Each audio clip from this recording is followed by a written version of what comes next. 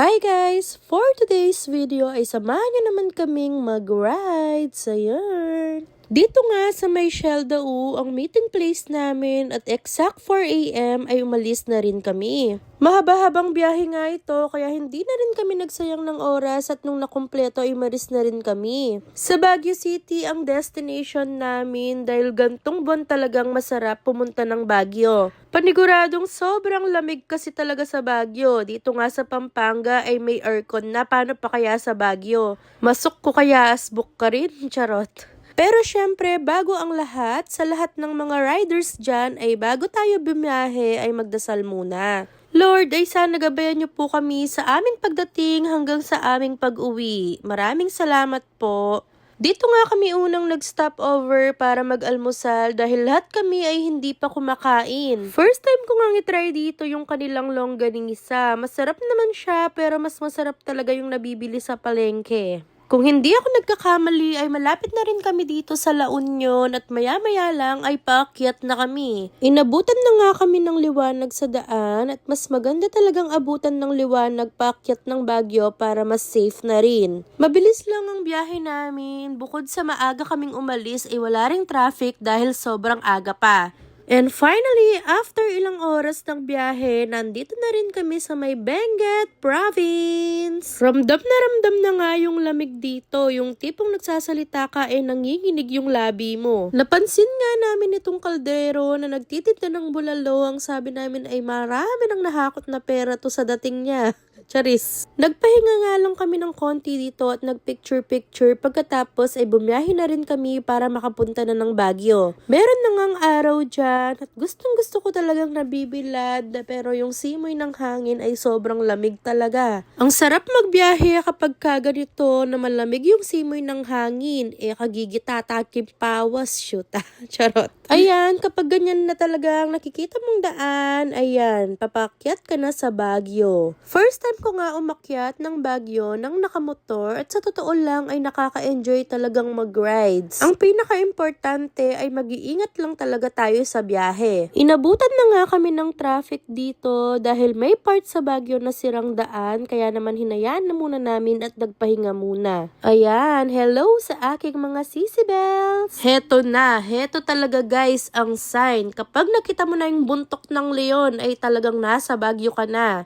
Bukod sa buntok ng leon ay makikita mo rin itong patong-patong na bahay. Ayan, nasa Baguio ka na talaga, Zay. Ang lamig! Bukod nga sa mga patong-patong na bahay na napakataas, ay tingnan nyo itong nakita kong bahay na pare-pareho ang mga kulay. Wala lang, nakyutan lang ako. Charis! Dito nga kami unang pumunta sa may La Trinidad Strawberry Farm. Medyo tirik na nga ang araw dyan dahil alas 11 na ng umaga pero yung simoy talaga ng hangin ay malamig. Kaya kahit ilang oras kang maglakad-lakad dyan ay nuko, ka talaga manimawas singit. Dito sa Strawberry Farm ay pwede kang mamitas ng 1 kilo for only 700 pesos only. Ikaw ang pipili at mamimitas pero pwede ka rin naman bumili ng mga nakaredy na. 400 pesos lang ang kilo kapag hindi ka na mamimitas. Ayan, kay Ate Ganda ako bumili. Salamat po, shout out sa'yo. Kaya nga Agay!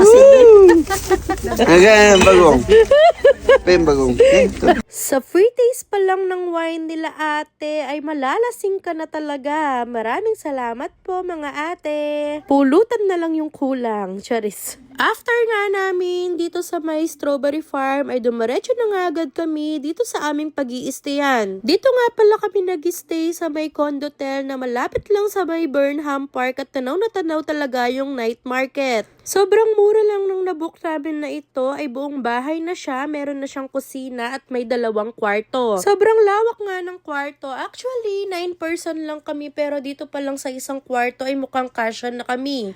Meron siyang 4 bed na may kasamang cabinet at meron na rin itong sariling CR. Ito talaga ang best part sa bahay na to ay yung kanilang balcony. Dito kasi sa kanilang balcony ay tanaw na tanaw mo talaga ang night market. Perfect view talaga ito, lalong-lalo na paggabi. Tanaw na tanaw mo talaga ang buong night market. O diba, napakasarap magchismisan dito sa taas habang pinapanood mo yung mga namimili sa night market. Charis! Pero syempre, hindi rin naman kami papayag na hindi makapunta dito sa night market. Hindi na nga rin ako masyadong nakapag-video dito sa night market dahil sobrang daming tao. Pero sa totoo lang, ito lang talaga yung gusto naming itry, yung kanilang grilled pusit at grilled balut. Yun lang talaga ang ginawa namin doon, tapos ay bumalik na rin kami agad dito sa may hotel. Tingnan nyo naman itong si Doraemon, ay nawili talaga kami sa kanya. Ay batak na batak.